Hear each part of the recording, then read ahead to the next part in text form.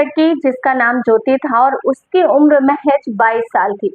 उसने लगभग आज से 6 महीने पहले ही अपने बॉयफ्रेंड से अपने पूरे परिवार, अपने पूरे समाज के खिलाफ जाकर कोर्ट मैरिज की थी।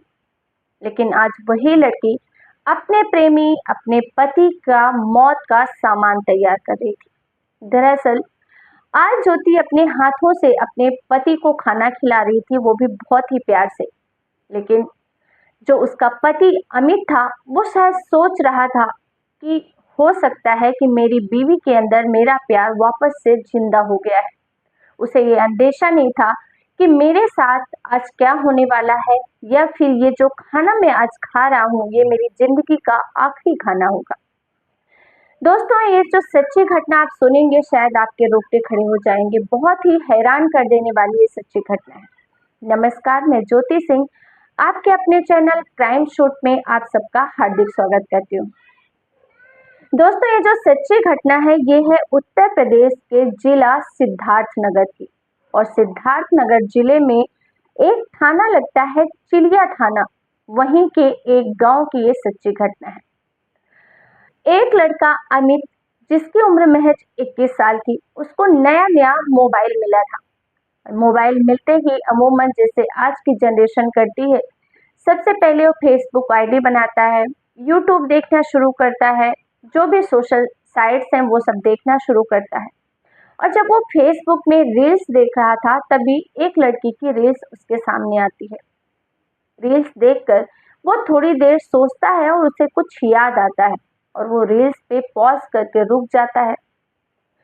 रील्स देखने के बाद उसे पता चलता है कि ये लड़की उसी के गांव की रहने वाली ज्योति है, जो कि देखने में काफी खूबसूरत है और बहुत अच्छे रिएक्शन या डांस वीडियो बनाती है। इस तरीके से वो ज्योति को पहली ही नजर में रील्स के थ्रू जब देखता है तो उसे पसंद करने लगता है और ज्योति को जो रील्स होती है उस पर ढेर सारे कमेंट्स करता है, उसकी वीडियोस को लाइक करता है। अब ये सिलसिला शुरू हो चुका था। अमित हर रोज ज्योति के जो भी रील्स वीडियोस आते थे उसको लाइक करता और ढेर सारे कमेंट्स करता। ज्योति उसके कमेंट्स का जवाब देती, लेकिन धीरे धीरे जब वो रेगुलर कमेंट्स के रिप्लाई कर रही थी तो उसे पता चलता है कि ये अमित नाम का जो लड़का है कहीं और का नहीं बल्कि अपने ही गांव का लड़का है। और इस तरीके से दोनों नंबर एक्सचेंज करते हैं और आपस में बातचीत शुरू करने लग जाते हैं। धीरे धीरे बातों का सिलसिला बढ़ता है और दोनों एक दूसरे को प्यार करने लग जाते हैं। कुछ ही दिनों के अंदर अमित ज्योति को प्रपोज कर देता है और ज्योति भी उसका प्रपोजल एक्सेप्ट कर लेती है। सिलसिला चलता रहता है, दोनों साथ में कस्में वादे जीने मरने की कस्में खाते हैं। और अब ये दोनों बच्चे यानी ज्योति और अमित अपने अपने घर वालों से कहते हैं कि हम एक दूसरे से प्यार करते हैं और हम शादी करना चाहते हैं। दोनों के ही परिवार वाले बिल्कुल शादी से इनकार कर देते हैं, क्योंकि दोनों ही अलग अलग समाज से थे। जहां अमित के घर वाले बोलते हैं दूसरी जात की लड़की है, सोशल मीडिया में वीडियोस बनाती है, हमें ये बिल्कुल पसंद नहीं है। वहीं जो ज्योति के घर वाले होते हैं वो कहते हैं कि तुम्हें लड़कों की कमी तो है नहीं, फिर दूसरे समाज में हम शादी क्यों करें। और इस तरीके से दोनों परिवार के मना करने के बाद अमित और ज्योति डिसाइड करते हैं कि हम दोनों कोर्ट मैरिज कर लेते हैं, बिकॉज दोनों पढ़े लिखे तो थे ही। और वो जाकर कोर्ट मैरिज कर लेते हैं।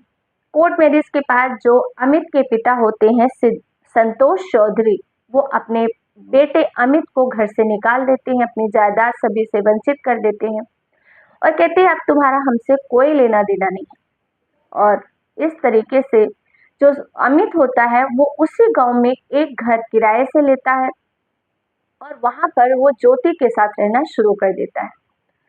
थोड़े बहुत जो भी वो काम करता था, काम करके लाता था, जो भी उसको थोड़े बहुत पैसे मिलते थे, उनकी जिंदगी आराम से चल रही थी।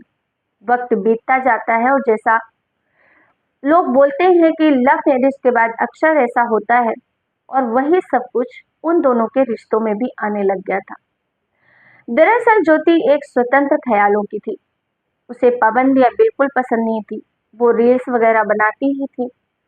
लेकिन शादी के पहले जहां अमित को ज्योति का रील्स बनाना ही अच्छा लगता था, रील्स देखकर ही अमित को ज्योति से प्यार हुआ था।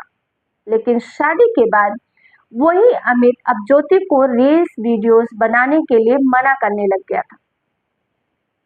और इन सब चीजों से ज्योति बहुत ज्यादा परेशान हो चुकी थी। उसे समझ में नहीं आ रहा था कि उसने क्या सपने देखे थे और उसके साथ क्या हो रहा है। रोज रोज का झगड़ा होने लग गया था। हर तरफ पाबंदियां ही पाबंदियां होती थी। अमित ज्योति को किसी जो उसके वीडियोस में लोग कमेंट करते थे उसका अगर वो रिप्लाई कर देती थी तो उस पे भी अमित झगड़ा करता था। अगर वो किसी से चैटिंग करती थी उस पे भी अमित झगड़ा करता था। एक तरीके से अमित चाहता था कि ज्योति सिर्फ वही करे जो मैं चाहता हूँ। और ज्योति एक आजाद ख्याल वाली लड़की थी। उसे समझ में नहीं आ रहा था कि वो कहाँ आकर फंस गई। और इन सब झगड़ों से वो बहुत परेशान हो जाती है। और एक दिन वो डिसाइड करती है कि मैं इसको तलाक तो दे नहीं सकती, समाज में बदनामी होगी, लव मैरिज जो की है, इसलिए वो सोचती है कि क्यों ना मैं इसकी हत्या कर दूं और किसी को पता भी नहीं चलेगा। और इस तरीके से वो अलग अलग मेडिकल स्टोर से कुछ नींद की गोलियां इकट्ठा करती है। और 3 अक्टूबर 2024 को दिन में अमित के साथ उसका आज फिर से बहुत झगड़ा हुआ था। और इसी के चलते वो बहुत गुस्से में थी, लेकिन वो गुस्सा वो अमित पे जाहिर नहीं करती। शाम को जब अमित घर आता है, रात का खाने का वक्त था, वो अमित के खाने में जितनी भी नींद की गोलियां लाई थी वो मिला देती है और खुद अपने हाथों से बाइट बनाकर खिलाती है। क्योंकि उसे लग रहा था कि कहीं ऐसा ना हो कि अगर अमित को जरा सा भी होश आया और होश में वो अमित का मुकाबला नहीं कर पाएगी। और वो नींद की गोलियां खिलाकर उसको सुला देती है। और जब वो सो जाता है तो बड़े आराम से गला दबाकर उसकी हत्या कर देती है। हत्या करने के बाद खुद ही उसके अमित के पिता को फोन करती है कि आपके बेटे की मौत हो चुकी है। सुबह का वक्त था, लगभग 5 बजे के आसपास। हालांकि कोई ये नहीं समझ पा रहा था कि हत्या कैसे हुई। लेकिन जो मैंने आपको सच्चाई बताई है, जब पुलिस के सामने ज्योति कबूल करती है तो किसी को अपने कानों पर भरोसा नहीं हो रहा था कि महज 6 महीनों के अंदर कोई भी रिश्ता ऐसा कैसे हो सकता है। जिस रिश्ते के लिए समाज से लड़कर दोनों अलग रहने लग गए थे, शादी कर ली थी, उसी के लिए उसने ज्योति ने महज 6 महीनों में जो प्यार की हवा थी वो कहाँ गायब हो गई। और नौबत यहाँ तक आ गई कि उसने अपने ही हाथों अपने प्रेमी, अपने पति की हत्या कर डाली।